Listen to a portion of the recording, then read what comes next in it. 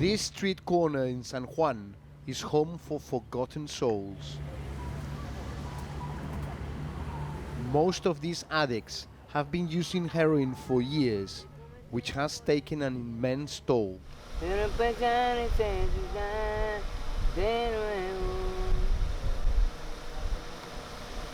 se le echan jeringuillas, se le echan algodones. This is the only help they get. Ahí está uno. Vicente and his team support more than 2,000 people a week. ¿Y qué más? His charity provides food and a needle exchange. Un contenedor con jeringuillas usadas. These needles come from just a few of Puerto Rico's 20,000 intravenous drug users.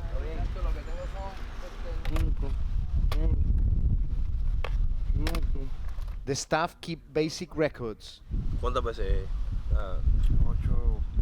so they know who is still alive. ¿Cuál es tu fecha? ¿O agosto? Por el tiempo porque Mario used to work in a local hospital. He and his girlfriend Susana rent a single room with their dog. ¿Alguna vez tú has tenido una sobredosis? no, gracias a Dios no. Siempre he buscado no pasarme para que no me pase. Puerto Rico is the second biggest port of entrance for opioids into the United States. You share something? No. Here the drug is cheap, powerful and easy to find. Bueno, le te puedo decir que hay más adictos que nunca, ¿verdad que sí? En esta calle lo que habíamos eran 4 y han llegado 12 de diferentes pueblos.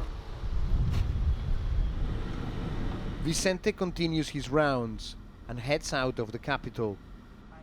Donald Trump has just declared the US opioid crisis a national health emergency. But it's been an emergency here for a long time. Puerto Rico es una colonia y no le importa 2 carajos de lo que vive la gente en este país. Su respuesta al huracán te lo dice todo. On the outskirts of town, in an abandoned school, Vicente shows us how bad it's got. Welcome to hell. After 15 years using heroin, Oliver can't find a vein. A former addict himself, Vicente can only look on. En los Estados Unidos, él hoy en día está preocupado porque esto que ustedes están viendo es una escena entre personas más afluentes, personas de la clase media, personas de la raza blanca. Esto ha sido un problema que ha vivido nuestro pueblo por décadas y décadas y décadas. He says there is little help for Puerto Rico's desperate drug addicts. And only now that the epidemic has spread into the US suburbs is it attracting attention. Even before Hurricane Maria battered the island in September, Puerto Rico was bankrupt. And with a $70 billion national debt, there is little money to rebuild,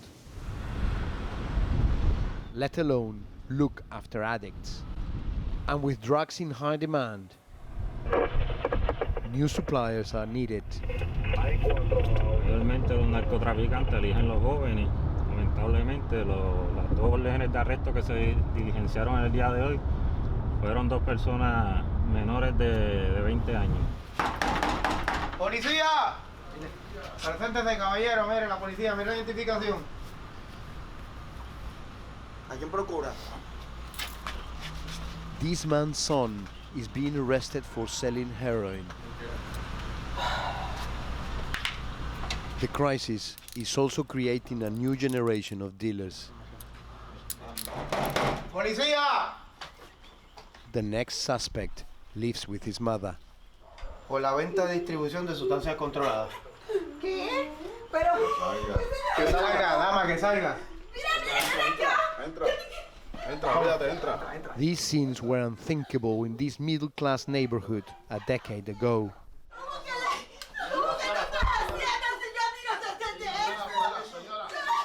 The opioid crisis now affects families everywhere.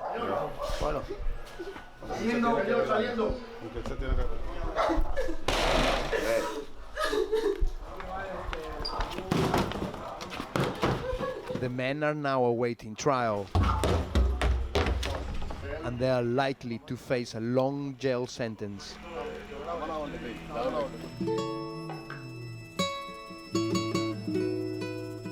Trump has said that the national opioid emergency was unlike what many of us have seen in our lifetimes.